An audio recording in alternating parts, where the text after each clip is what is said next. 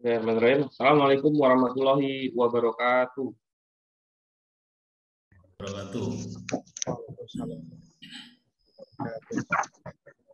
Ya, alhamdulillahirabbil alamin. Wassalatu wassalamu ala asrofil anbiya'i wal mursalin sayyidina wa maulana Muhammadin wa alihi washabihi ajma'in. Ya, alhamdulillah malam hari ini kita bisa sama-sama berkumpul dalam tajuk yaitu kegiatan dokter sirkah ya. Seperti biasa setiap Senin malam kita bisa diskusi, bedah kasus dan lain-lain. Dan untuk malam hari ini tidak ada materi dan bisa langsung share dan tanya jawab, atau kita bisa membahas hal yang tadi kita diskusikan di sosmed ataupun di grup. Nah, monggo pilihannya yang mana. Kalau mau ada yang bertanya dulu juga saya persilahkan.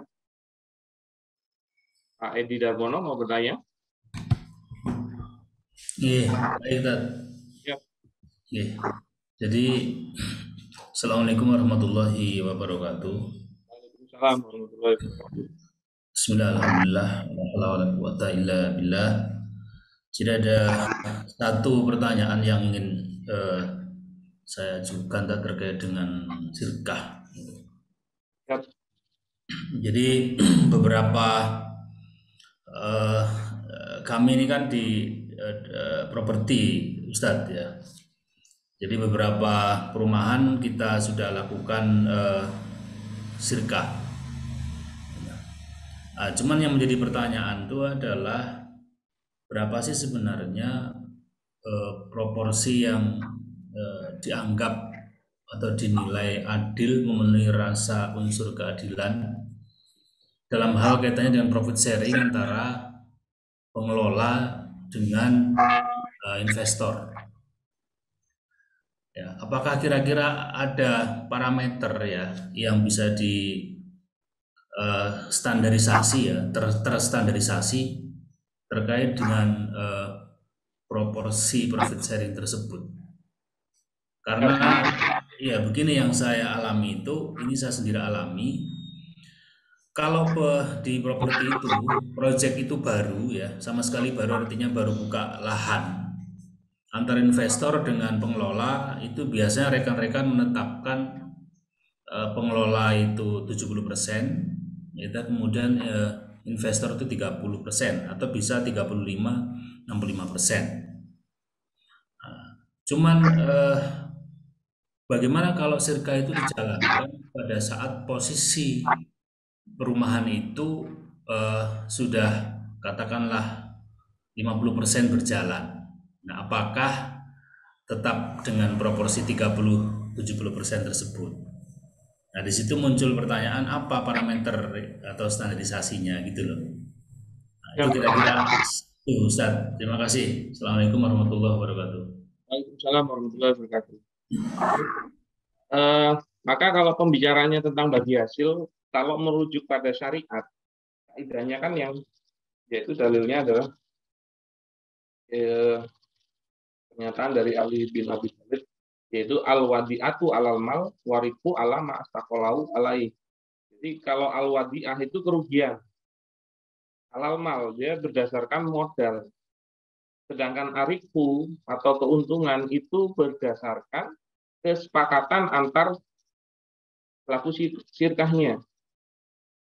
Oke. Maka kalau dari sisi syariat itu tidak ada pattern fixnya, dikembalikan kepada kesepakatan. Oke. Maka sebenarnya mau menyepakati berapapun itu tidak ada patokan baku secara syariat. Dikembalikan kepada kesepakatan antar pihak. Oke, itu dulu.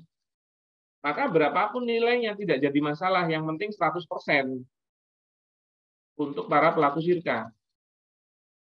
Makanya orang-orang yang di luar sirkah itu tidak punya hak atas bagi hasil. Oke.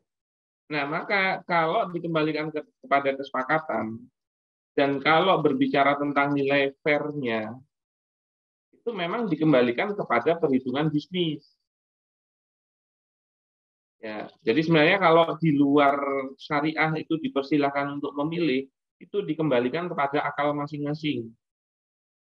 Maka kalau dikembalikan ke akal masing-masing berdasarkan perhitungannya masing-masing. Ya. Maka sebenarnya itu silahkan diperhitungkan dari sisi bisnis oleh semua pihak. Oke. Berarti apa? Ya kalau mau berbicara lebih detail, makanya kenapa kalau saya selalu menyarankan adanya apa? Adanya FS, feasibility studinya. Nah, di sini apabila Anda membuat perhitungan yang cukup matang, oke, yang bisa jadi mendekati fakta real, oke. Makanya gimana sih kok bisa mendekati fakta real? Itu lebih mudah apabila memang punya track record transaksi yang lalu atau bisnis sebelumnya, tapi di jenis yang sama. Oke. Nah, maka sebenarnya dengan perhitungan yang cukup matang itu ketahuan bahwasannya nanti terutama untuk pemodal dengan modal yang dia masukkan,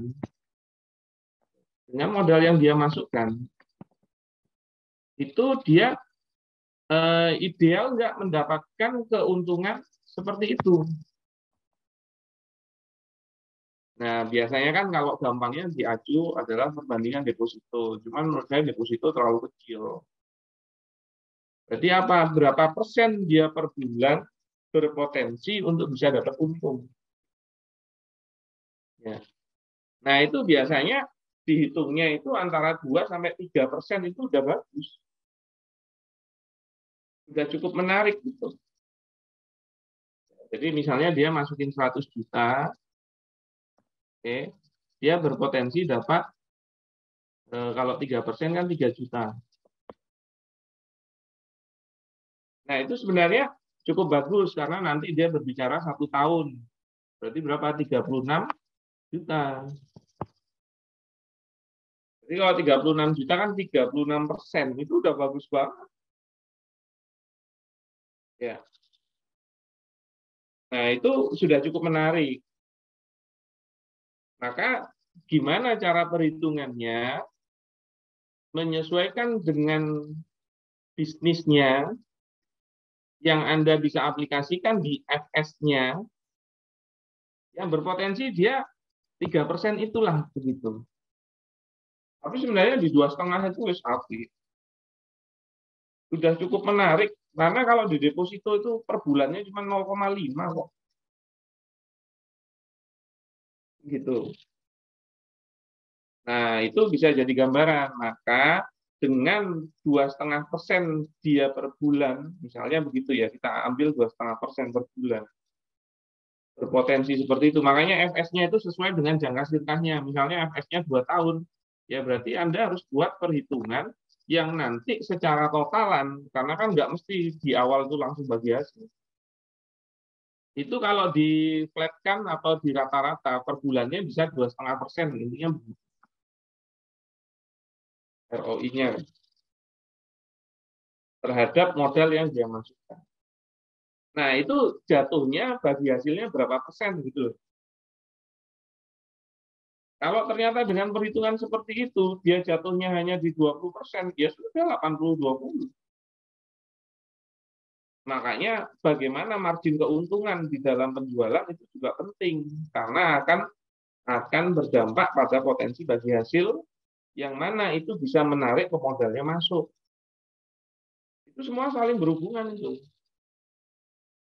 Nah, kalau jenengan minta saran saya, ya seharusnya saya paham FS-nya. Jelaskan atau beri saya gambaran FS-nya atau perhitungan FS-nya. Nah, nanti saya bisa menyarankan idealnya berapa. Tapi kalau gambaran secara umum seperti itu. Apalagi kalau bisnis properti, kami sudah punya beberapa klien properti, terutama properti syariah. Itu setelah masuk kerjaannya banyak banget. Urusannya banyak banget. Makanya kalau sampai marginnya tipis, wah itu sebenarnya nggak ideal. Apalagi kalau ternyata nanti ada misperhitungan. Karena kan yang namanya kalau sampai bangun rumah itu kan urusannya bangun rumah itu ya, walaupun bahan baku itu nggak nambah, tapi sekalinya mundur seminggu 2 minggu, biaya pasti nambah. Belum lagi, ingat ya, sebenarnya kalau di klausal jasa pembangunan itu kan akadnya ijaroh. Kalau saya kan mengikuti pendapat yang kalau dia jual belinya dari lahan, itu nggak boleh kalau jual belinya itu adalah rumahnya. Dia harus jual beli lahan dulu, baru nanti pembangunan rumahnya. Maka yang bisa itu jasa pembangunannya. Nah, sebenarnya di jasa pembangunan ijaroh itu diperbolehkan adanya klausal denda. Karena dia bukan akad utang piutang. Nah, itu kalau mundur tidak sesuai pun dan untuk menjaga kepercayaan terhadap pembeli atau penerima jasa yaitu minta dibangunin rumahnya, kita ngadain klausal denda itu boleh. Nah, apalagi kalau klausal itu ada. Misalnya 100.000 sedino. Wah, itu udah nambah biaya. Nah, makanya kalau idealnya seperti apa, gambarannya harus masuk ke FS-nya. Nah, cuman juga perlu dilihat bisnisnya itu padat karya atau padat modal. Kalau dia padat modal, idealnya memang pemodal lebih besar. Tapi kalau padat karya, idealnya memang pengelola yang lebih besar. Tapi memang positioning pengelola itu seringnya memang posisi yang lebih kuat dan menang. Kenapa? Karena sekaya-kayanya orang, kalau dia tidak bisa mengelola uangnya dalam berbisnis, maka kemungkinan tidak akan pernah nambah uang. Jadi dia kalau nggak punya kompetensi, dia tidak punya waktu, ya kan? Nah, maka butuh pengelola, karena dialah yang bisa ngembangin uangnya. Ya. Makanya biasanya umumnya pengelola lebih besar. Nah, tapi kalau dengan bilang gimana fairnya, ya masuknya ke FS. Gitu Pak Edi. Ya, ya, oke. Oke, oke, Ustaz. Saya sedikit aja lagi Ustaz. Jadi begini, saya kan begini, saat ini Ustaz, posisi saya itu di project A, itu saya sebagai investor, tapi di project B, ya kan lain daerah ini, gitu. Posisi saya sebagai pengelola, gitu. Jadi kalau di rekan-rekan, ya sebut saja lah di DPS kan biasa seperti itu. Boleh aja. Nah, kalau kayak gitu kan jenengan harusnya lebih fair dalam menilai. Betul, makanya sebetulnya pada positioning seperti itu saya ini bingung. Ini sebetulnya berapa angkanya. Jadi saya nggak bisa ngomong sebagai investor murni gitu. Tapi begini, yang juga harus dipahami ya. Jadi kalau rukun syirkah, sebenarnya rukun syirkah itu satu, pelaku akad. Oke, Dua, objek akad. Oke. Yang tiga, ijab qabul. oke, Sebenarnya ini kan rukun syirkah. Maka kalau bagi hasil itu bukan rukun, Mas. oke, oke. Tapi dia memang harus ada untuk kejelasan syirkahnya. Maka pada saat akad, dia itu nggak mungkin nggak disepakati. Tapi kalau ada syirkah yang dia sudah berakad memenuhi dua ini dan kemudian dia ijab qabul, Nah, oke, belum ada bagi hasilnya itu jatuhnya fasad, bukan batal. betul, betul. Iya, paham. Maka sebenarnya bagi hasil itu boleh berubah-ubah selama disepakati, selama syirkahnya masih aktif dan tidak perlu akad ulang. Oh, Ya, kalau jenengan bilang kalau perumahannya 50% sudah itu lebih mudah dan hasilnya lebih bagus, lebih besar, kemudian pengelola menyepakati dengan pemodal dengan nilai yang lebih besar untuk pengelolanya, selama itu disepakati boleh. siap, siap, siap, siap. Makanya sebelum berakad, memang nggak boleh ada bagi hasil dua atau lebih dari satu skema. Maksudnya gimana? Nggak boleh di akad itu tahun pertama itu 50-50, tahun kedua 60-40, tahun ketiga itu 70-30. Itu tidak boleh disepakati dalam waktu yang bersama karena masih majhul atau tidak jelas. Tapi kalau pada saat penawaran untuk bersyirkah, kasih gambaran dia begitu. Bahkan Anda masukkan ke FS-nya. Nanti ketahuan totalannya. Ya, ya, ya, ya. Nah, kemudian pada jangka waktu yang kira-kira mengikuti penawaran tadi, yang awal tadi, dan pencapaian itu bisa dicapai dengan baik, maka berpotensi mereka sudah paham dari awal kalau nanti sudah sekitar 50% nanti kita berubah bagi hasil. Itu mereka sudah paham dari awal dan mereka tahu perhitungannya masuk. Itu boleh. Oke, oke. Loh. Makanya kalau dirasa, oh ini hasilnya udah gede nih, tapi kerjaan masih cukup banyak, misalnya kan begitu. Maka sebenarnya mengubah bagi hasil itu juga boleh. Selama disepakati bersama. Siap, siap, siap. Perlu putusinkah kalau perubahan bagi hasil? Begitu Pak ini. Siap, siap, Ustaz. Ya, bisa dipahami ya. Betul. Kalau kita ketemu di spasi ya. Begitu ya. Oke, betul. Kemudian yang berikutnya Mas Ahar, silahkan. Ya benar, Pak Adi Himawan, nisbah itu syarat jali. Monggo Mas Ahar, mungkin mic-nya dinyalakan dulu. Mic-nya belum nyala. Ya. Baik. Bismillah, Assalamualaikum warahmatullahi wabarakatuh. Ya. Jelas, Ustaz, suaraku? Ya, jelas. Ya, baik Ustaz. Saya ingin bertanya mengenai agensi. Agensi kebetulan alhamdulillah saat ini sedang menjalankan bisnis agensi. Pertama yang ingin kami tanyakan adalah kami sedang bekerja sama dengan developer properti syariah dan kami posisinya sebagai agensi gitu. Nah, kami ditawarkan untuk menghandle satu proyeknya dengan akad, tapi dengan akad syirkah gitu, bersyirkah. Kami dapat kurang lebih misalnya anggap misalnya 15% gitu dari total keuntungan. Itu syirkahnya sama developer. Iya Ustaz.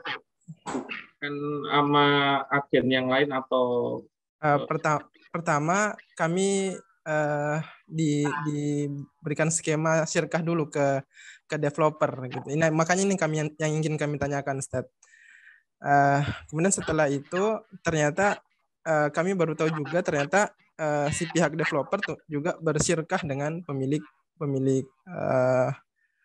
lahan gitu. Pemilik lahan dengan akad 30-70 gitu. 70 ke pemilik lahan, 70 ke developer.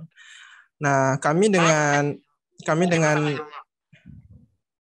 ya Ustaz? Pemilik lahannya lebih gede. Anda Ustaz, 70 ke developer, 30 pemilik lahan. Nah, akhirnya karena kami ditawarkan karena mereka sudah kadang syirkah gitu dan antara developer dengan pemilik lahan, kami ditawarkan kami dapat bagian 15% lah, jadi atau 10% dari developer gitu. Tapi ini terpisah gitu. Kami tidak pernah ketemu juga sama pemilik lahan dan sebagainya. Kami hanya berakatnya ke developer. Lalu kemudian apakah boleh di ujungnya nanti kami kan sebagai agensi ke marketing gitu. Ujung-ujungan kita ke marketing freelance gitu. Marketing freelance akadnya seperti apa? Apakah bisa menggunakan samsaroh atau seperti apa Ustaz? Nah, itu yang pertama. Nah, ya Ustaz, siap dulu Ustaz.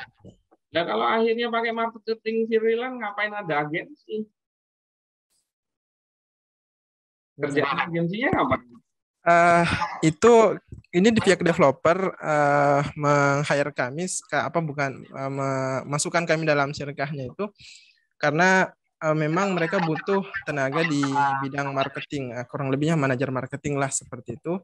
Tapi kebetulan kami mengatasnamakan agensi gitu, sehingga kami menghandle bagian marketingnya mulai dari kayak seperti riset marketing, riset customernya, kurang lebihnya kayak mengkonsultani lah sampai kemudian membina marketing freelance, menghandle marketing freelance. Oke. Berarti di sini sudah ada sirkah 1 dulu ya? Ya, Ustaz. Terus dia ngajak sirkah jenengan? Ya. Tapi yang bersirkah 2 itu cuma developer saja, bukan sirkah 1. Betul, Ustaz. Ya nggak boleh dong. Kenapa? Lah yang diobjekkan di Sirkah 2 itu ngapain kegiatannya? Bisnisnya ngapain? Jualin lahan. Ya, betul. Lahannya siapa? Lahannya Sirka 1, Ustaz. Pemilik lahan. Cuma developer. Bisa kalau terjadinya itu Sirkah 2 yang bersirkah, membuat Sirkah 2, tapi dengan agensi itu yang bersirkah itu Sirkah 1, bukan developer secara pribadi. Meskipun Nah, kan ini menjadi itu bisa. Jadi ada 3 pelaku Sirkah. oh, satu kali. Ya. Ya, itu boleh. Maka bagi hasilnya 3. Gitu loh. Ya. Nah, makanya mau ngapain itu harus jelas. Kenapa? Karena yang namanya bisnis harus ada Sirkah harus ada bisnisnya. Oke, dan ini banyak terjadi. Dan afwan ya, saya banyak ngerti di properti syariah juga gitu. Dia ini jadi pengelolanya. Lah tapi dia akad sama orang lain, sedangkan yang diakadin itu objeknya ini. Lah gimana ceritanya? Lalu terhadap Sirkah 2 ini kok punya hak pakai lahannya Sirkah 1 ini apa akadnya? Beda lagi kalau agensi dan developer itu terjadi Sirkah 1 dulu sebagai adan. Ketemu pemilik lahan boleh terjadi Sirkah 2. Ya, di sini Sirkah 2-nya Sirkah mudharabah. Inilah mufawadah. Boleh. Gitu loh. Tapi ingat sekalinya setiap Sirkah itu pasti punya pembukuan sendiri. Makanya kalau semakin banyak mufawadahnya atau sirkahnya, itu dia harus mengelola 2 pembukuan. Bisa enggak? Gitu loh. Kalau nggak mampu ribet loh nanti. Mana lagi ternyata Sirkah 1 keluar biaya. Sirkah 2 keluar biaya. Ya semua harus diperhitungkan secara bisnisnya. Menghasilkan nggak? Menarik nggak? Profitable nggak? Begitu, Mas. Ini kalau kayak gini ya, ini enak ini developer nggak ada kerjaan. Ya, apalagi ternyata yang bangun, nah, yang saya ketahui itu ya, developer yang ini itu juga dia nggak ikut bangun. Nah, dia itu privilege-nya punya akses ke pemilik lahan. Gitu loh. Tapi nanti yang kerja di sini ini bukan agensi sih, tapi ada developer yang lain. Gitu. Begitu, Mas. Aha. Jadi nggak usah ngomongin marketing freelance-nya, karena itu kegiatan turunannya. Begitu.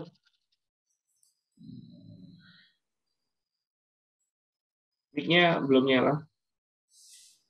Iya. Baik, berarti kesimpulannya ini harusnya bersirkah ketiga-tiganya ya, Ustaz. Maksudnya dalam satu majelis akad gitu. Banyak. Ya, ada beberapa opsi.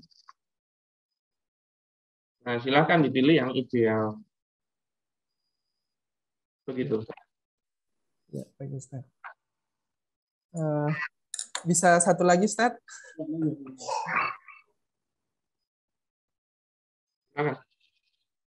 Ini seputar agensi lagi tentang bagaimana kalau misalnya ternyata pihak developer ini itu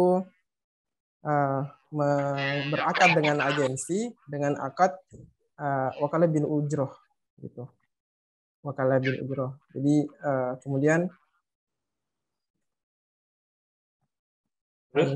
kemudian agensi ke developer ini murni pengembang. Mereka beli lahannya lalu mengembangkan propertinya dan mereka beli. Kemudian agensi ini ke marketing freelance itu bisakah menggunakan akad samsarah gitu, Ustaz? Akad ya maklar. Sebenarnya udah beberapa kali ditanyain dan sebenarnya ada penjelasan saya di salah satu kelasnya. Penjelasan ini panjang. Ya, di sini wakalah bil ujroh. Ya, ini sama marketing freelance ya. Iya Ustaz. Gitu kan. Jadi gini loh, yang harus dipahami, wakalah bil ujroh itu hakikatnya ijaroh. Oke. Kalau ijaroh itu sebenarnya berdasarkan pencapaian kerja, bukan pencapaian hasil. Biar dipahami dulu ya. Dan itu bukan jualah. Kalau jualah itu pencapaian hasil. Bedanya apa? Bedanya begini. Mas Ahar, saya minta tolong beliin Aqua di Indomaret. Oke. Ini tolong beliin, nanti jenengan dapat 5.000 fee-nya. Terus saya bilang, tapi kalau nggak ada Aqua, saya nggak mau ya. Oke. Terus Mas Ahar pergi ke Indomaret, sudah mau beli, ternyata apa? Aquanya nggak ada. Ya. Terus Mas Ahar balik ke saya udah ke sana, Aquanya nggak ada. Saya tanya ke jenengan, apakah fee 5.000 itu sudah menjadi haknya jenengan? Belum. Sudah, karena itulah wakalah bil ujroh yang berdasarkan ijaroh. Kenapa? Pencapaian kerja. Ngapain kerjanya? Itu ke Indomaret beli Aqua. Oke. Maka kalau Aquanya nggak ada, Mas Ahar udah ngasih pekerjaannya belum? Manfaatnya sudah belum? Sudah. Maka berhak atas 5.000-nya. Beda kalau kita ubah akarnya menjadi jualan. Ya, Mas Ahar, kalau jenengan bisa beliin saya Aqua, ya terserah dari toko yang mana saja, saya kasih fee 5.000. Nah, itu namanya jualah. Bedanya apa? Kalau ijaroh itu pencapaian manfaat atau kerjanya. Sedangkan jualah itu pencapaian hasilnya. Sama kayak samsaroh. Maka kalau Mas Ahar udah kemana-mana nggak dapat Aqua, ya nggak bakalan dapat 5.000. Nah, pertanyaannya agensi ini, kalau akadnya wakalah bil ujroh, hakikatnya adalah ijaroh, maka bukan berdasarkan berhasil jualin atau enggak, gitu loh. Nah, saya tanya, apakah dia memberikan kompensasi kepada agensi ini dari developernya ini, itu berdasarkan pencapaian hasil atau pencapaian kerja? Hasil. Mas Ahar bisa direspon? Apa nih Ustaz? Ya, ini Ustaz, ternyata di akad wakalah bil ujrohnya itu ada kompensasi Ustaz. Ya tetap agensi ini dan developer dia ada gaji bulanan lah gitu. Ada gaji bulanan plus komisi penjualan. Nah, komisi penjualan ini yang kemudian ke agensinya ini diberikan kuasa untuk misalnya menentukan berapa yang akan didapatkan oleh pihak marketing freelance. Ya, jadi kalau dia berbicara tentang gaji bulanan, nah itu dasarnya seperti ijaroh. Nah, makanya dia harus ada jam kerjanya. Nah, kalau nggak ada jam kerjanya nggak bisa, jadi nggak jelas gimana manfaatnya. Oke. Nah, kemudian kalau mau ngasih bonus silahkan, tapi menurut saya bonus itu harus berhubungan dengan kinerja dia. Padahal agensi ini kegiatannya bukan berjualan toh, tapi memanage marketing freelance. Maka pembicaraan bonusnya adalah tentang memanage marketing freelance, bukan penjualan. Nah, seperti itu sih gambarannya. Kayaknya Mas Ahar sedang ada kondisi, jadi mungkin saya skip dulu ya. Nanti kalau kondisinya sudah nyaman, silakan bertanya lagi, Mas Ahar. Ya, siap, siap. Ya, ke yang lain dulu. Begitu ya. Siap. Monggo, Bu Dian kalau mau bertanya. Assalamualaikum warahmatullahi wabarakatuh, Ustaz. Waalaikumsalam warahmatullahi wabarakatuh. Saya mau menanyakan mengenai yang pertanyaan di grup itu, Ustaz, mengenai kalau kita tarik uang melalui ATM cross currency, di mana kita punya rekening hanya rupiah, tapi ketika saya keluar luar negeri itu saya ambil dolar. Nah, apakah transaksi tersebut diperbolehkan? Asumsinya ada info, ada saat saya ambil uang dolar itu terjadi real time. Tapi saya nggak tahu aslinya ya Ustadz ya. Infonya begitu dari teman. Nah, pertanyaan saya tadi, apakah diperbolehkan Ustadz? Saya khawatirnya adalah tidak terjadi ya dan biadin yang sempurna itu Ustadz. Karena kalau kita melalui ATM itu kan ada pihak-pihak ketiga tuh. Misalnya lewat Visa Master Internasional. Terus ada pihak bank, baru nasabah. Mohon penjelasannya Ustadz. Assalamualaikum warahmatullahi wabarakatuh. Jadi kalau dia transaksinya langsung oleh bank dan dia banknya bisa mendebit langsung uang jenengan, itu sebenarnya boleh. Maka kan sebenarnya memang dia menerimanya secara online dan jenengan juga menerima dalam bentuk uang. Jadi yang terjadi itu sorof dulu, pertukaran uang dengan uang tapi berbeda mata, berbeda jenis. Maka berapa nilainya kesepakatan tapi tetap wajib ya dan biadin. Nah, jadi kalau menurut saya selama itu jenengan bisa ambil langsung uangnya dan dia bisa motong itu langsung uang jenengan, karena kan sebenarnya jenengan punya piutang kan, alias tabungan di banknya. Ya. Nah itu boleh. Begitu Bu Dian. Itu Ustadz, saya masih rada-rada kurang paham mengenai tadi ya dan biadin. Itu apakah harus dari tangan ke tangan tanpa ya diperbolehkan? Itu bukan harus tangan, tapi dia masih gitu. Jadi dia diwakili oleh mesin, itu boleh. Makanya kayak dengan itu beli di minuman di mesin itu juga boleh. Jadi sebenarnya terhadap mesin itu dia bisa mengakses alias mewakili majelis akadnya. Tapi memang dia yang punya hak akses atas mesin itu. Nah, itu boleh. Begitu. Baik Ustadz. Boleh tanya satu lagi Ustadz? Ya, monggo. Ini berhubungan dengan, ini bisa terjadi di developer atau perorangan.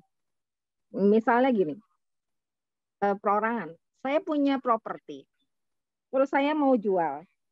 Nah, si calon pembeli ini, dia tidak punya uang cash. Jadi dia request untuk lewat KPR. Mau itu KPR konvensional atau bank syariah. Nah, apakah saat saya setuju dengan penjualan dengan transaksi bank itu, saya sebagai pemilik itu kena terimbas riba atau haram gitu Ustaz? Gimana diulang kasusnya gimana? Saya punya properti, saya mau jual, si calon pembeli ini tidak punya uang cash. Dia mau lewat KPR. Kalau saya menyetujui si calon pembeli ini lewat pembeliannya lewat KPR, apakah saya terkena imbas? Jadi ini posisinya. Ya. Kalau seperti itu, jadi ini kan si A ya menjual kepada si B, kemudian di sini ada banknya. Nah, sebenarnya akad jual belinya itu antara si A sama si B. Ini jual belinya. Oke.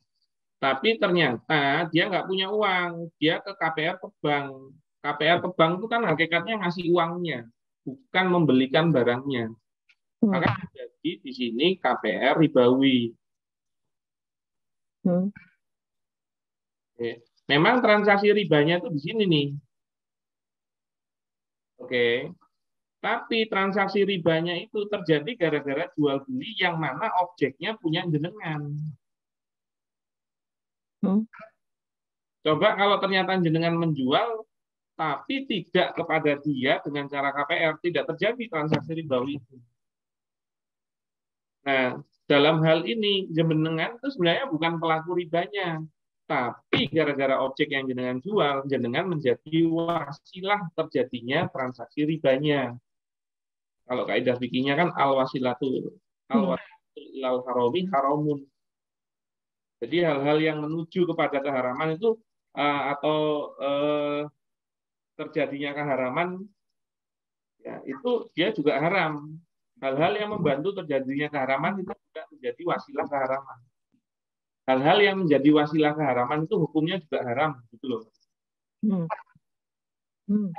Maka jenengan tetap kena dosa-dosa, tapi dosa wasilah, bukan sebagai pelaku riba. Nah, memang level dosanya beda. Cuman kalau ditanya jual belinya boleh enggak? Ya tetap enggak boleh. Kenapa? Karena menyisakan pelanggaran syariat dosa wasilah itu. Nah, itu apabila memang skemanya hanya seperti itu. Anda hanya menjualnya. Beda lagi kalau ternyata banknya itu minta tanda tangan jenengan untuk approval bahwasanya ini memang B yang beli. Nah, itu berpotensi bisa menjadi saksi riba malah. Maka kalau potensinya sudah seperti itu, ya sama saja jenengan juga menjadi pelaku riba, yaitu saksi riba.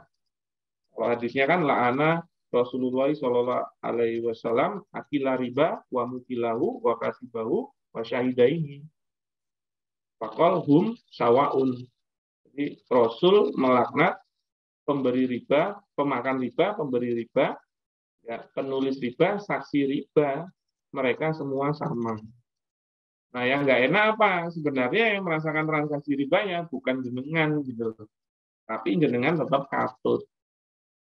Nah, silahkan disesuaikan sendiri, kemudian. Begitu? Paham, Ustaz? Syukran untuk penjelasannya. Assalamualaikum warahmatullahi wabarakatuh. Nah, monggo yang berikutnya, Bu Maria Ulfa. Bismillahirrahmanirrahim. Assalamualaikum warahmatullahi wabarakatuh, Ustaz. Waalaikumsalam warahmatullahi wabarakatuh. Saya baru mengikuti program ini, Ustaz. Jadi mohon maaf kalau nanti pertanyaan saya berulang.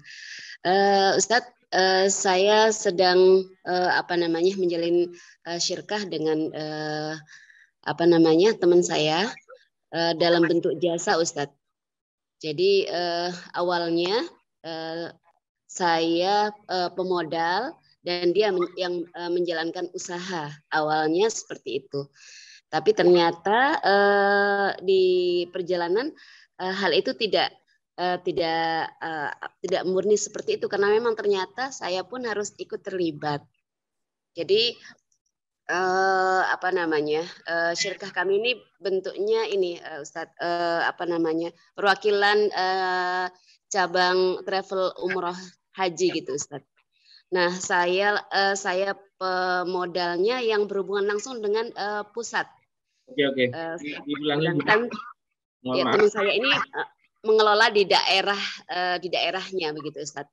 Nah, sehingga yang banyak berhubungan dengan pusat itu adalah saya dan teman saya yang di lapangan. Nah, sehingga otomatis karena seperti itu pun saya jadi tidak bisa istilahnya sepenuhnya menyerahkan ya hal itu, karena memang tetap saya istilahnya kehadiran saya tetap diperlukan begitu. Nah, kalau seperti itu, Ustaz, bagaimana ininya nanti untuk pembagian hasilnya, maksud saya gitu. Jadi bukan murni saya pemodal dan beliaunya itu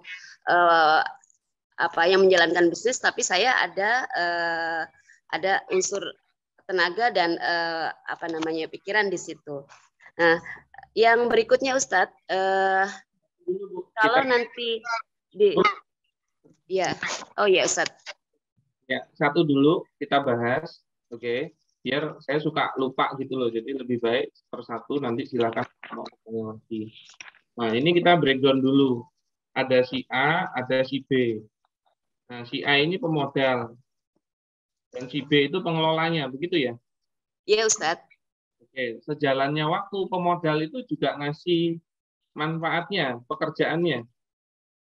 Ya, ikut di dalamnya karena memang tidak memungkinkan si B langsung berhubungan aja dengan pusat, tapi justru harus bersama saya juga gitu, Ustaz. Oke, berarti jenengan mau dinilai sebagai pengelola atau tidak? Atau diperkerjakan saja? Kalau bentuknya misalnya kami sama-sama pemilik itu bagaimana, Ustadz? Ya, jadi saya, mohon maaf, saya katakanlah modal dalam bentuk uang, dan teman saya modal dalam bentuk tempat, karena memang tempatnya dia, rumahnya dia yang dipakai untuk tempat cabang travel itu, Ustadz. Oke, satu-satu ya, ikutin saya dulu ya. Oh iya, Ustadz. Berarti si A yaitu jenengan hanya mau jadi pemodal atau juga pengelola? Ya, pengelola, Ustadz. Tapi juga ngeluarin modal? Iya. Oke, berarti jenengan juga PLPM ya? Jenengan pengelola plus pemodal. Oke. Nah, pertanyaan kedua, si B itu jadi pengelola saja atau pengelola dan pemodal? Kalau dilihat dari kasusnya berarti dia plus pemodal juga, walaupun dalam bentuk tempat, Ustadz. Oke. Kita tarik dulu modal jenengan dalam bentuk uang. Iya. Oke. Ini uang. Nah, sekarang saya tanya, si B ini dalam bentuk apa modalnya? Tempatnya, rumahnya dia yang dipakai buat anggaplah kantor gitu, Ustadz. Oke. Pertanyaannya, dia siap kehilangan kepemilikan tempatnya. Kenapa? Karena kalau yang namanya modal itu berarti sudah berpindah kepemilikannya jadi milik sirkahnya. Sebagaimana uang. Nah, pertanyaannya dia siap kehilangan tempatnya. Plus seharusnya kalau memang tempat itu dijadikan modal, itu juga tidak boleh ada urusan pribadinya dia, termasuk salah satunya ditinggali. Nah, apakah seperti itu? Enggak, Ustadz, karena menyatu, otomatis tidak bisa dipisahkan dari pribadi, Ustadz. Tidak bisa, dia bilang dia bermodalkan tempat. Tapi kalau tetap mau pakai tempatnya, silakan diubah menjadi ijaroh atau sewa. Cuman kalau sewa berarti dia tidak masukin modal. Berarti apa? Berarti dia tidak sah untuk menjadi pemodal. Nah, makanya akhirnya jadi biaya sewa. Dan memasukkan biaya sewa sebagai bagian dari modal itu nggak sah. Kenapa? Karena setiap barang yang dimasukkan jadi modal itu harus dinilai berapa nilainya, sebagaimana seperti jual beli dan memindahkan kepemilikannya. Maka berdasarkan biaya sewa atau nilai sewa itu tidak sah. Kenapa? Karena tidak memindahkan kepemilikan. Contoh misalnya, sewa tempatnya 50 juta, terus dia bilang, udah aku ikut dengan anggapan biaya sewa 50 juta. Nggak boleh. Kenapa? Karena tidak jadi apa-apa, 50 juta itu tidak menjadi sebuah barang yang bisa dimiliki atau aset yang bisa dimiliki yang dinilai sebagai modal. Nah, kalau dia mau, dia ngeluarin uang 50 juta dulu. Dia ikutkan menjadi modal di dalam ceritanya yang mana nanti kebetulan tempat yang disewa itu memang tempatnya dia juga, dan nanti tetap akan dibayarkan. Berarti uangnya balik. Kejadiannya harus sama. Kejadiannya harus real. Uang dulu masuk 50, kemudian nanti baru bayar biaya sewa. Tapi tidak boleh diikat dari awal. Maksudnya gimana? Oke, aku mau sirkah, tapi kalau sewanya sewa tempatku. Bisa.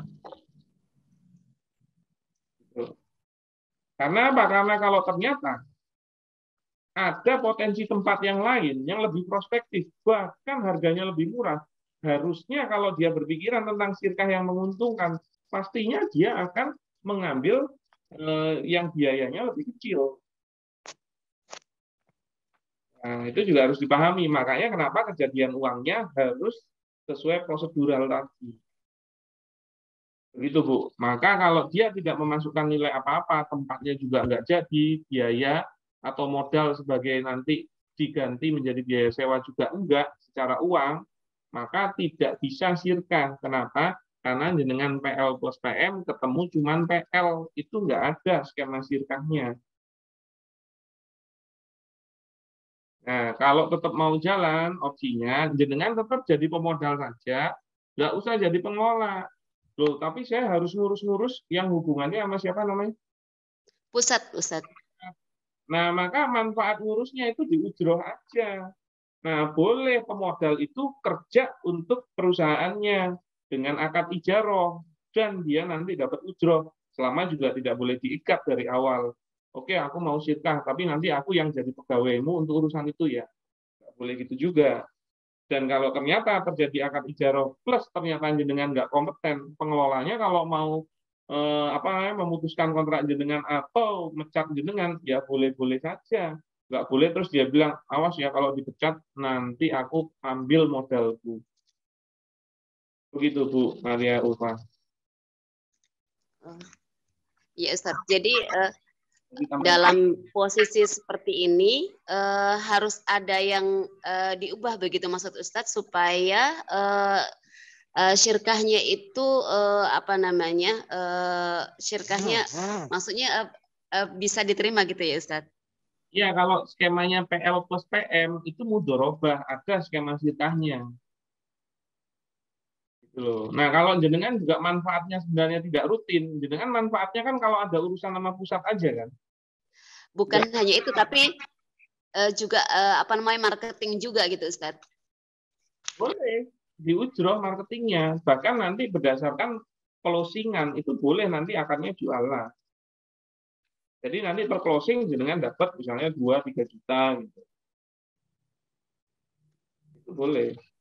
Ya menurut saya jenengan perlu pendalaman lagi, diskusinya nggak bisa yang ya mungkin nggak ideal di forum ini karena harusnya menyampaikan datanya atau faktanya lebih detail. Begitu juga harusnya si B juga hadir biar jenengan nggak bingung yang jelasin. Oke. Iya Ustadz. Terima kasih banyak Ustadz. Nanti insya Allah disambung lagi. Ya. Assalamualaikum warahmatullahi wabarakatuh. Bu Maria tinggal di mana? Saya tinggal di Blitar Ustadz. Oh Blitar ya. Okay. Ya saya kalau masih di Pulau Jawa sudah bisa dicapai sih kalau memang mau konsul offline dan memperbaiki akad-akadnya itu bisa. Kalau memang terkendala online juga bisa, nanti tinggal hubungi admin kami. Karena memang didudukan alhamdulillah. Ya, karena harus didudukan bersama agar semuanya paham dan akhirnya memutuskan oke, kita dengan cara yang benar. Sebenarnya solusi itu cukup banyak. Tinggal masalahnya orangnya juga sepakat enggak gitu loh. Nah, kalau dia belum dijelaskan agak susah kan untuk sepakat, maka memang harus diberi penjelasan dulu. Oke. Begitu Bu Maria? Oke, matur suwun. Berarti harus ada data yang real, menghadirkan dua pihak, terus nanti mungkin solusi jalan tengahnya begitu yang terbaik ya Ustaz. Monggo kalau mau ambil jasa konsultasi kami, nanti kami bisa menjadi penengah atau memberikan jasa konsultasinya agar bisa membedah termasuk mensolusikan apa-apa yang bisa dilakukan.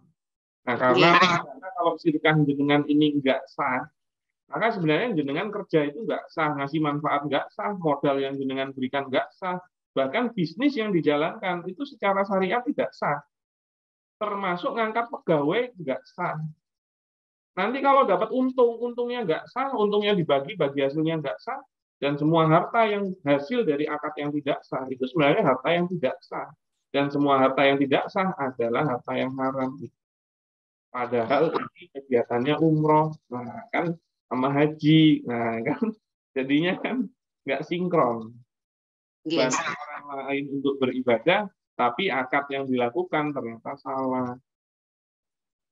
Eman-eman toh. Oke. Jazakumullah khairan Ustadz. Nanti saya hubungin admin kembali. Karena berbisnis sesuai syariah itu insya Allah bisa untung kok. dan Anda tidak sesuai syariah, tetap bisa rugi. Jadi nggak ada jaminan dua-duanya. Cuman kalau bisnisnya sesuai syariah, aman buat kita dunia akhirat. Gitu kan. Itu Bu Maria. Oke, jazakumullah khairan Ustaz. Monggo selanjutnya. Ya, waalaikumsalam. Pak Hafiz, silakan. Pak Hafiz bisa respon Pak Hafiz? Cek. Pak Hafiz belum bisa respon? Oh iya, Ustaz. Telepon. Baru. Ini mau memperjelas aja, Ustaz, terkait dengan pembubaran syirka ya. Nah, kalau pembubaran syirka itu tidak mensyaratkan satu majelis, Ustaz ya. Satu majelis untuk semua pesyirka gitu. Misalnya kalau ada dua pengelola, ada satu pemodal, kemudian salah satu pemodalnya menginginkan sudah bagi hasil gitu. Nah, apakah pemodal yang lainnya, apakah misalnya dua pengelola, dua pemodal. Nah, kemudian salah satu pengelolanya sudah menginginkan bagi hasil. Kemudian apakah pemodalnya ini, salah satu pemodalnya tidak satu majelis untuk membubarkan syirka itu tidak apa-apa, Ustaz ya, tidak sama dengan pembentukan syirka gitu. Jadi kalau mau bagi harus ya, Ustaz. Jadi kalau mau bagi hasil itu nggak harus putus syirka. Ya. Ya, kenapa kok mau bagi hasil tidak ada putus syirka? Kalau sekaligus putus syirka, Ustaz. Oh, sekaligus putus. Ya, sebenarnya yang terpenting semua pihak tahu kalau itu akan diputus. Oh gitu. Iya lah, masa nggak ngerti kalau dia putus? Ya. Menurut saya idealnya memang satu majelis. Gitu loh. Pemutusan itu memang harus satu majelis. Kalau mau ngobrolin sebelum putus, ya nggak apa. Gitu loh. Jadi, gimana nih? Aku mau putus nikah nih, kondisi gini. Nah, itu silakan, tapi itu belum dibilang putus. Ya. Gitu loh. Bukan terus, udah ya aku putus ya. Nggak gitu juga. Tapi ternyata ada 5 orang yang tahu cuma 2 orang, ya nggak bisa loh. Sebenarnya, mohon maaf ya, sama sebenarnya kayak, mohon maaf nih, ini contoh aja, mentalak istri. Maka nggak mungkin mentalak istri kok istrinya nggak tahu gitu loh. Iya, jadi misalnya tidak satu majelis tidak apa-apa ya. Yang penting mungkin pengelola satu menghubungi pemodalnya satu itu tidak bisa satu majelis tidak apa-apa, Ustaz ya. Yang penting sudah mengetahui. Harusnya satu majelis. Tapi kalau mau ngobrolin putus syirkahnya, berarti dia belum putus syirkah loh ya. Iya. Nah itu kalau mau ngobrolin ke satu orang silahkan. Tapi itu belum terus dianggap putus. Tapi memang ada beberapa posisi yang dia memaksa untuk putus. Itu juga ada ya, dia bersifat jabron, otomatis. Ada juga putus syirkah berdasarkan ikhtiaron, keinginan salah satu pihak atau kesepakatan. Nah, lihat kondisinya. Tapi pada saat itu semua tahu bahwasannya itu putus. Contoh misalnya ya, Afwan ya, misalnya ada syirkah orang 5. Terus salah satu meninggal. Nah, kan yang lain tahu tuh. Nah, itu pasti putus itu syirkahnya. Karena satu pelaku akad sudah keluar. Nah, jadi semua tahu bahwasannya itu putus. Gitu loh. Begitu Pak Hafiz? Ya, jadi kesimpulannya, kalau misalnya satu aja, misalnya pengelola yang berinisiatif untuk memutus syirkah. Nah, kemudian menyampaikan kepada pesyirkah yang lain. Nah, kan baru sebatas penyampaian. Nah, kapan sirka itu sudah dianggap betul sudah putus gitu? Ya pada saat dia sama-sama disepakati putus. Tapi sebenarnya istilahnya semuanya tahu itu akan putus.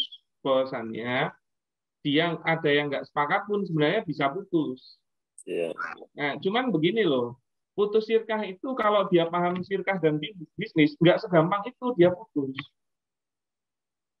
Kenapa? Karena dia harus tahu sebaiknya dia putus dalam kondisi pertama kalau bisa untung, kedua kalau ternyata nggak untung, kalau bisa impas, ketiga kalau bisa semisalnya rugi nggak rugi-rugi banget. Makanya nggak segampang itu orang terus menyepakati ya putus. Walaupun misalnya dari sisi pengelola ada beberapa orang, dari sisi pemodal beberapa orang, dan dari sisi pengelola mewakilkan ke salah satu pengelola saja ngomong kepada bagian pemodal, tapi bagian pemodal diwakili salah satu pihak saja, itu boleh. Gitu. Terus pokoknya tak wakilin ke kamu, aku tak manut kalau mereka akhirnya putus sudah apa-apa. Maka dia juga berdiri terhadap perwakilan pemodal yang lainnya, misalnya begitu.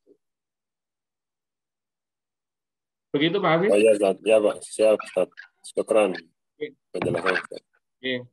Monggo yang berikutnya ini siapa? Pak Bu Heni. Silakan Bu Heni. Assalamualaikum Pak Ustadz. Ini suami baru mau usaha jualan beras. Terus tetangga ada yang mau modalin, tapi namanya baru mau berarti kan harus semuanya dibeli ya. Ada alat-alat kayak jahit karung, alat jahit gitu, ada seperti itu. Nah, yang dalam pikiran saya itu kalau untung tuh masukan dikurangin modal baru untung. Nah, suaranya modalnya gede banget ya Pak Ustadz. Suaranya agak kecil, bisa diperkeras. Ya Pak Ustadz. Ya, gimana? Ini usahanya baru mau mulai jualan beras. Jualan beras. Karena baru mau mulai, otomatis kan alat-alat juga harus dibeli dulu semua, jadi baru, semuanya baru. Jualan apa? Cek. Ya. Ibu Eni. Tadi ada chat sih Pak, tadi itunya saya. Benar. Ini mau tanya, suami mau jualan beras. Tetangga mau modal. Ini kan masih awal peralatan seperti perbankan, menjahit karung, beli tetangga yang mau modalin. Nanti pas sudah angkat alat-alat bagi suami, tetangga juga kasih uang buat beras. Kalau untungnya belum bisa senilai dengan alat-alat ini, apakah kita belum bisa bagi hasil? Nah itu positioningnya begini. Berarti kan nanti total modalnya berapa? Sebenarnya total modalnya berapa? Alat-alat itu harus dihitung nilainya berapa. Maka kalau totalnya adalah modalnya 50 juta, ya berarti baru bisa hasil kalau hartanya melebihi 5 juta. Yang mana di dalam harta itu tidak dihitung misalnya aset-aset tadi. Cuman jangan lupa dihitung depresiasinya. Nah, misalnya alat-alat itu 20 juta buat beli beras itu pulaannya 30. Nah, nanti pas tutup alat-alatnya itu kalau dinilai dari pada saat itu berapa? Misalnya depresiasinya 5 juta, 15 juta. Nah, nanti dari 30 itu kalau omset 40 sudah bisa bagi hasil 15 tambah 55 nah, maka ada keuntungan yang bisa bagi hasil. Itu gue ini. Iya Pak, terima kasih Pak. Yang berikutnya tadi Pak Ito, silakan terakhir ya. Pak Ito silakan. Ada 5 orang yang Pak Ito, bisa direspon? Pak Ito, suaranya belum keluar.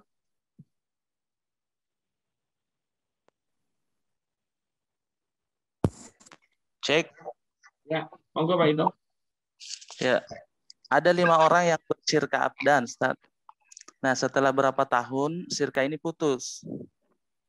Nah, 3 dari 5 orang pesyirka ini bersirka lagi untuk bisnis yang baru.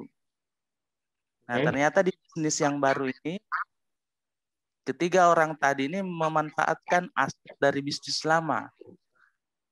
Dengan catatan ini nantinya akan dilunasi secara kredit. Itu bagaimana itu, Ustaz?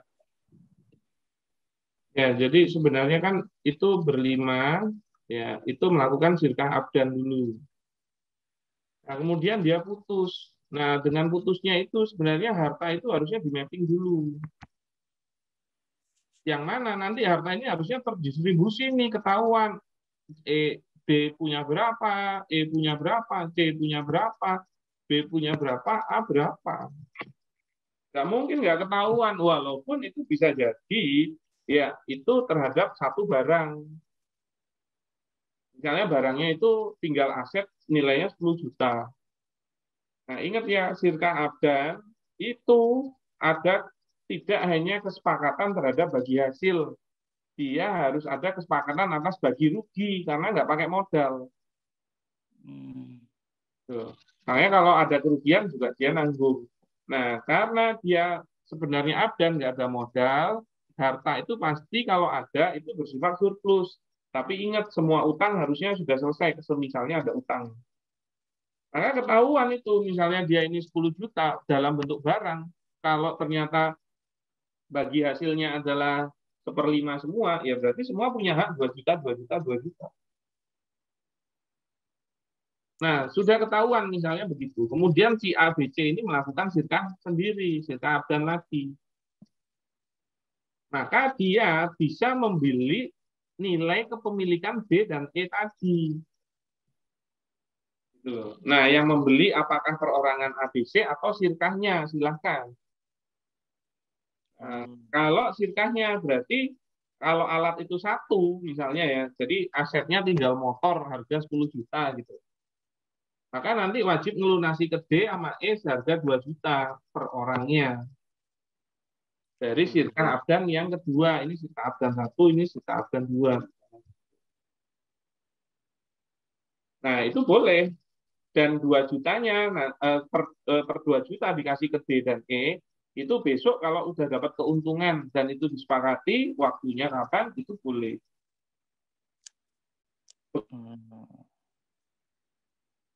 Oh ya. Ya, Ustaz.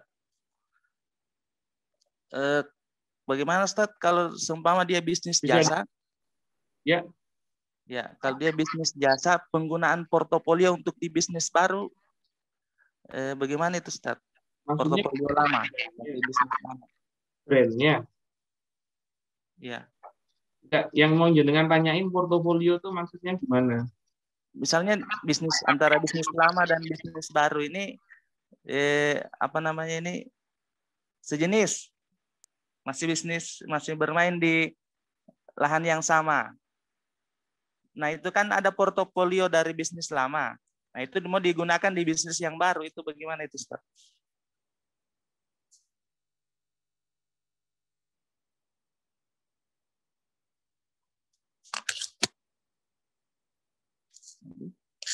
Namanya bisnis X, misalnya begitu kan.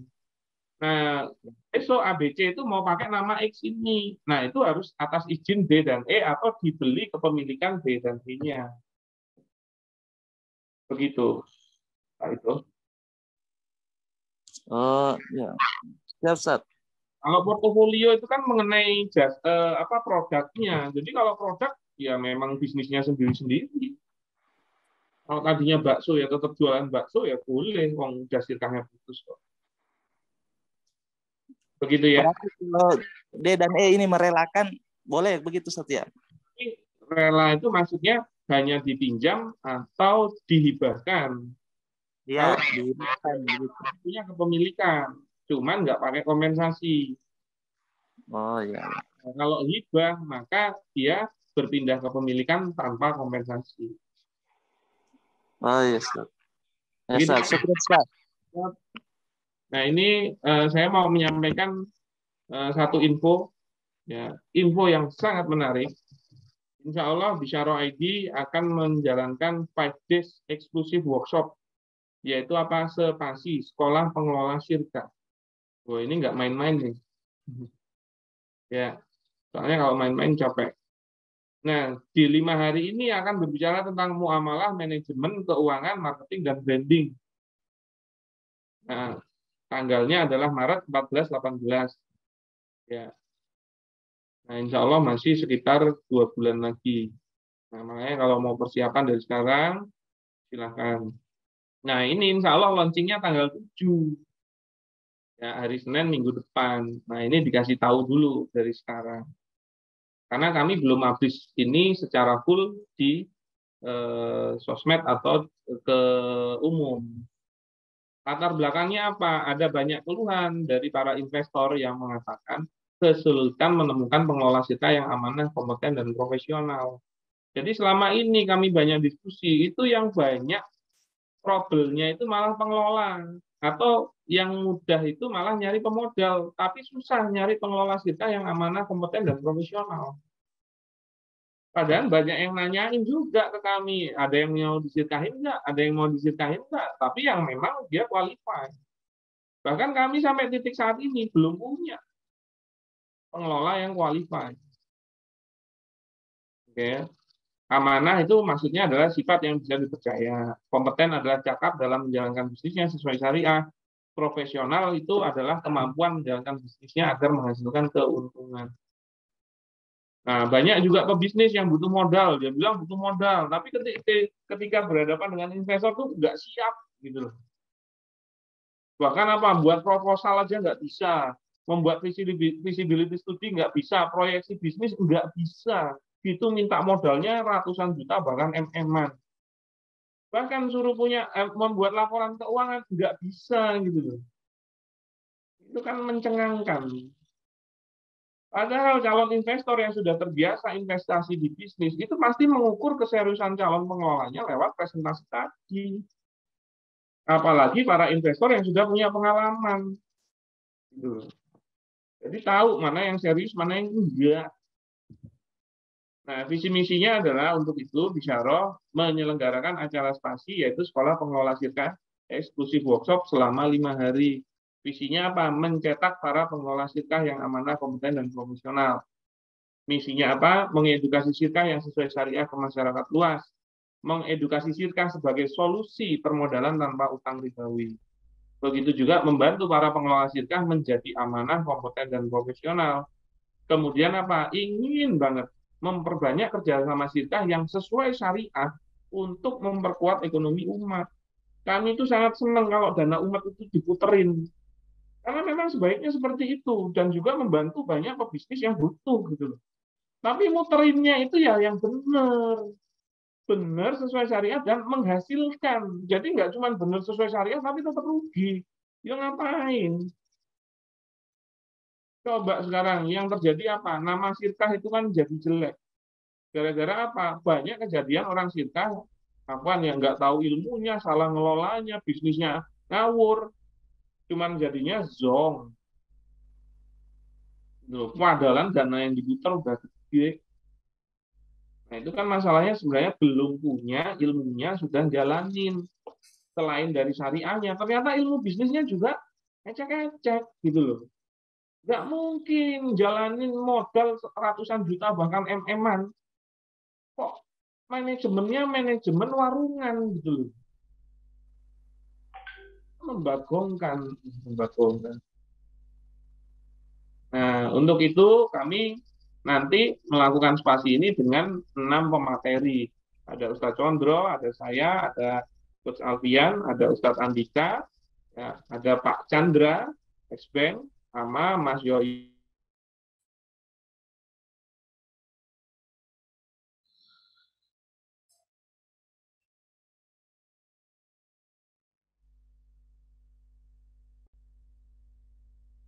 dan mindset bisnis juga. Salah satunya yang ngisi mindset bisnis itu siapa? Mas Yoyo nanti. Mas Yoyo itu omsetnya gede, dia itu kalau kondisi normal ya, satu hari dari semua cabangnya itu bisa masuk 1,5 M.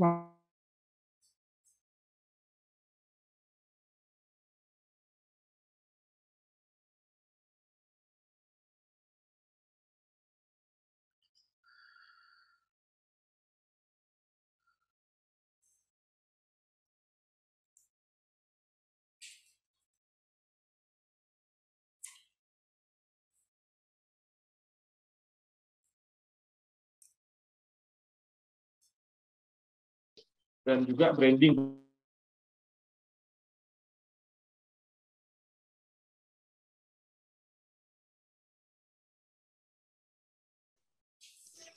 Suaranya kok hilang, Ustaz?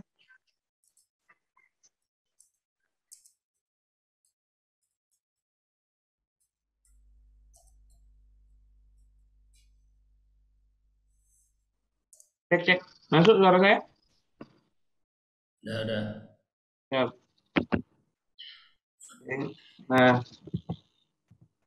Nah ini rundown-nya 5 hari. Nah, venue-nya ada di Hotel Grand Rohan Jogja. Ini Hotel Syariah, bintang 4. Harinya hari Senin sampai Jumat, tanggal 14 sampai 18 Maret. Dari jam 8 sampai jam 5. Wah, itu dijamin ngebul nanti. 5 hari. Fasilitasnya Hotel bintang 4. Ya, tapi ini di luar nginepnya ya. Nah, coffee break 10 kali, lunch 5 kali, ada merchandise, ya, dan lain-lain. Ada bukunya juga. Nah, ini belum di launching berapa harganya dan bagaimana. Yang semisalnya sudah ada penawaran biasanya lewat Japri. Launchingnya tanggal 7.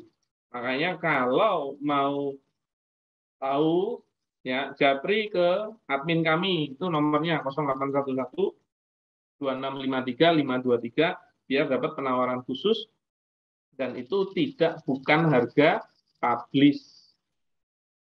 Oke, mantap. Karena kami alhamdulillah nih sekarang udah ada sekitar 6-7 orang yang daftar. Padahal belum launching. Nah, kami mau nyiptain cara bagaimana belum launching tapi udah bisa closing dan ini kelas khusus 50 peserta saja. Nggak dibuka lebih dari 50. Kenapa? Karena belajarnya harus ideal, maka ruangan itu tidak boleh terlalu besar. Karena nanti penetrasi antara pemateri sama peserta itu harus kuat juga. Nah, silahkan bagi yang minat ya. Nah, Pak Edi sudah ya berdaftar. Nah, monggo yang lain. Nah, itu bisa kontak admin Bisyaro. Ya. Nah, itu info dari saya. Begitu, saudara-saudara. Silakan hubungi admin di 0811 2653 523. Nah, nanti juga bisa ditawarin di kelas. Begitu.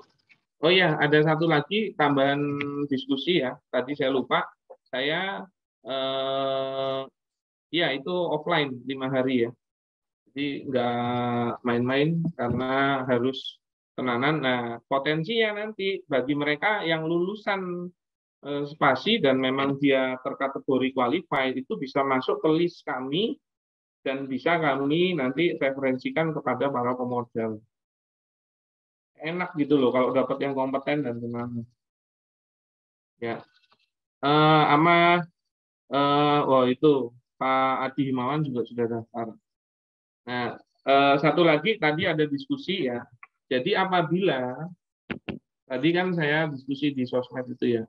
Apabila A itu mau utang atau pinjam uang pada B. Nah, si B itu harus transfer kepada A, transfer. Nah, masalah yang transfer ini keluar biaya. Misalnya 6.500. Nah, sebenarnya hukum asalnya siapa sih yang harusnya nanggung 6.500 itu? Oke. Nah, dalam hal pinjam ini yang punya kebutuhan sebenarnya si A. Maka apa? Ingat ya, tapi ya biaya ini adalah kepada bank atau pihak ketiga. pihak ketiga. Maka 6.500 ini dari sisi manapun sebenarnya tidak menjadi riba. Kenapa? Karena nilainya masuknya ke pihak ketiga, bukan kepada salah satu. Gara-gara dia menggunakan jasa atau manfaat transfer, keluarlah biaya, boleh ijarohnya, dan itu kepada pihak ketiga. Maka tidak ada pembicaraan diskusi riba di sini. Nah, sebenarnya biaya yang namanya biaya transfer itu kan akadnya ijaroh. Nah, ijaroh itu dia salah satu syaratnya itu harus bisa dirasakan manfaatnya oleh penerima jasa. Nah, sebenarnya berarti seharusnya siapa yang membayar 6,5 ini adalah yang merasakan manfaatnya. Nah, karena pinjam ini sebenarnya yang membutuhkan adalah si A. Berarti apa? Transfer ini memudahkan si A tanpa harus pergi kemana-mana. Uangnya datang gitu loh. Berarti sebenarnya yang mendapatkan manfaatnya adalah si A. Berarti 6.500 itu harusnya yang nanggung si A. Oke. Yang mana semisalnya si B merelakan adanya tabaruk, terus biaya transfernya saya ngoper, boleh, tapi sebenarnya harusnya ditanyakan. Misalnya dia udah pinjam 1 juta, udah minjem 1 juta, si B itu kehilangan 6,5 gitu loh. Lah, kurang ajar banget loh. Harusnya ditanyakan. Maka kalau ternyata dia juga wis di cover sekalian, berarti sebenarnya total utang tuh ini. Kalau si A memang tahu diri untuk ngomong, terus biaya anunya saya yang nanggung, misalnya begitu. Kan gitu. Tapi ingat, itu melebihi nilai utang. Maka kalau utangnya 1 juta, harusnya 1.6.500. Nggak boleh akadnya 1 juta, kok yang dikasih 993.500, itu nggak boleh. Tidak senilai. Nah, besok ternyata 1 juta udah dipegang ini karena terjadi kod. Nah, si A sekarang mempunyai kewajiban mengembalikan, terjadi transfer lagi. Yang over siapa? Ya tetap si A yang over. Kenapa? Yang punya kewajiban dan merasakan manfaatnya adalah si A. Maka kalau dia mau membayar hutang yang termasuk mengcover nilai 6,5-nya, yaitu 1 juta, 600, berarti berapa? 1 juta, ini kan. Nah, 1.6.500, berarti dia akan keluar 1.013.000. Ya itu memang sih harusnya. Tapi kalau si B berbaik hati, boleh. Cuman sebaiknya ditanyakan gitu loh. Kan gitu. Nah, itu jawaban pertanyaan yang tadi. Ya, misalnya ada yang bilang, oh si A yang nanggung. Lah penjelasannya apa dulu? Kalau penjelasannya salah, ya orang iso bener berarti. Walaupun jawabannya benar, yang nanggung si A. Gitu kan. Begitu saudara-saudara untuk acara kita malam hari ini. Ya. Siap Pak Komarudin. Ya, saya mengucapkan terima kasih atas kehadirannya. Dan saya juga mohon maaf atas hal-hal yang kurang berkenan yang telah tersampaikan. Semoga apa yang kita diskusikan malam hari ini menjadi ilmu yang bermanfaat. Dan monggo diikuti terus info-info dari Bisaroh dan juga majelis-majelis dari Bisaroh. Monggo kami ada kegiatan-kegiatan yang gratis, tapi kami juga punya kegiatan-kegiatan berbayar. Nah, insya Allah spasi itu yang akan menjadi acara akbar dari Bisaroh ID. Monggo sebelum tanggal 7 kalau ada yang minat itu bisa langsung kontak ke admin kami di nomor yang tadi atau cari saja nanti di grup ada untuk mendapatkan harga khusus. Yang pasti spasinya nggak murah, nggak murah. Ya iyalah, yang ngisi aja mantap-mantap kok. Oke, dan jangan merasa rugi biaya untuk ilmu yang Anda butuhkan. Tinggal diukur saja dengan kemampuan. Begitu dari saya, matur nuwun. Terima kasih atas kehadirannya. Mengucapkan banyak, saya juga mengucapkan mohon maaf yang sebesar-besarnya. Bukan berarti saya lebih baik daripada jenengan-jenengan, tapi kami ingin membagi ilmu yang kami. Kita tutup majelis ini dengan membaca hamdalah dan doa kafaratul majelis.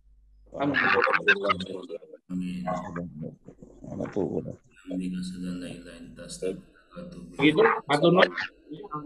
Akhirul kalam. Assalamualaikum warahmatullahi wabarakatuh. Waalaikumsalam warahmatullahi wabarakatuh.